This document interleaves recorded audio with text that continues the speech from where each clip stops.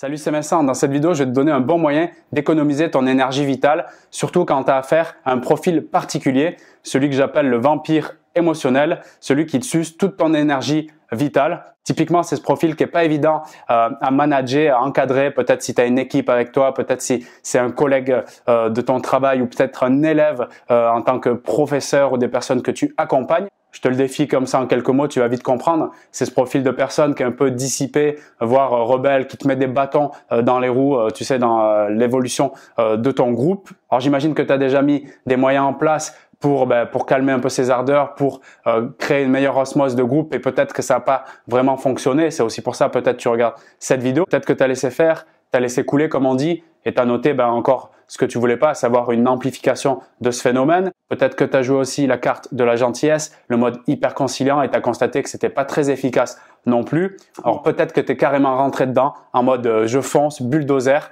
et tu as vu que ça te dépensait beaucoup d'énergie avec, encore une fois, pas de grands résultats. Si tu as déjà essayé ces solutions et d'autres et que tu n'as pas beaucoup de résultats, peut-être que justement, ça peut être intéressant pour toi d'écouter ce que j'ai à te dire maintenant. Alors pourquoi? Parce que moi, j'ai été tout simplement ce profil de personne pendant un certain moment de ma vie, notamment quand j'étais à l'école, qui n'était pas forcément à sa place, n'était pas forcément compris et écouté. Donc, j'utilisais ces moyens finalement par défaut pour me faire reconnaître, pour avoir de l'importance. Et c'est là la clé en fait, c'est avant de rentrer dans l'intention en fait de rentrer dedans ou bien de laisser passer ou bien d'essayer d'être dans la gentillesse, la première chose à faire, c'est d'essayer de comprendre en fait le monde de cette personne, d'essayer de rentrer dans son mode de fonctionnement, de lui faire bien sentir en fait qu'elle est écoutée, qu'elle est comprise et qu'on a envie de la prendre en considération. À ce moment-là, ça change tout. Donc la clé, c'est pas d'intervenir en mode dans le groupe, toi si tu es dans une équipe directement et que les autres personnes écoutent ce que tu es en train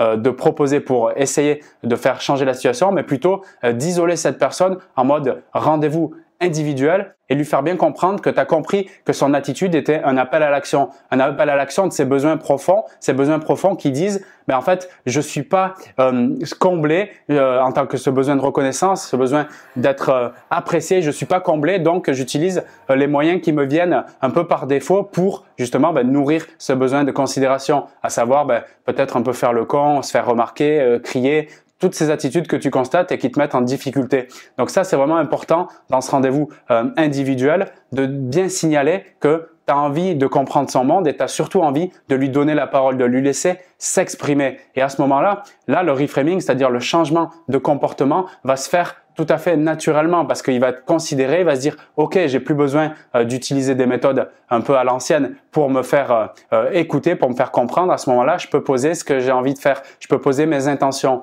Et toi, ton rôle à ce moment-là, donc dès que tu as fait baisser la garde de cette personne, d'établir cette zone de confiance pour qu'elle puisse éventuellement même avoir des responsabilités, des missions que tu peux lui confier. À ce moment-là, elle se sentira beaucoup plus intégrée et aura beaucoup plus envie de participer, de jouer un rôle important. Et ça va être quelque chose qui va tout changer dans tes relations avec cette personne, dans les relations qu'elle va avoir avec le groupe et toi aussi avec le groupe. Ça va faire quelque chose vraiment de très nourrissant.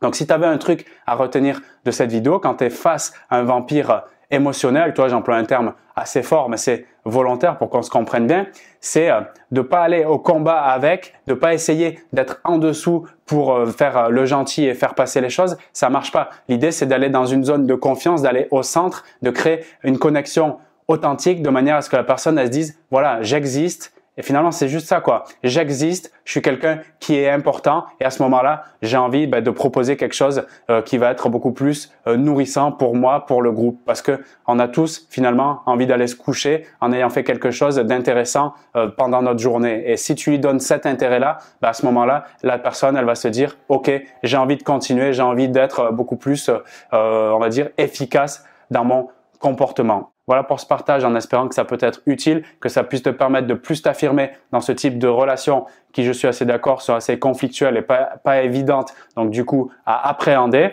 Si tu veux aller plus loin et si tu veux augmenter ton savoir-faire relationnel, je te propose 25 façons d'y parvenir, donc 25 façons d'enrichir plus précisément tes conversations. Donc c'est un guide vidéo que je t'offre gratuitement. Il est dans le lien de la description là, justement de cette vidéo. Pour le télécharger, c'est très simple. Tu as juste à cliquer sur le lien sous la vidéo. Tu entres ton adresse mail et je te l'envoie directement dans ta boîte mail. Je te retrouve directement dans ce guide vidéo et pour d'autres partages sur la chaîne YouTube. Salut!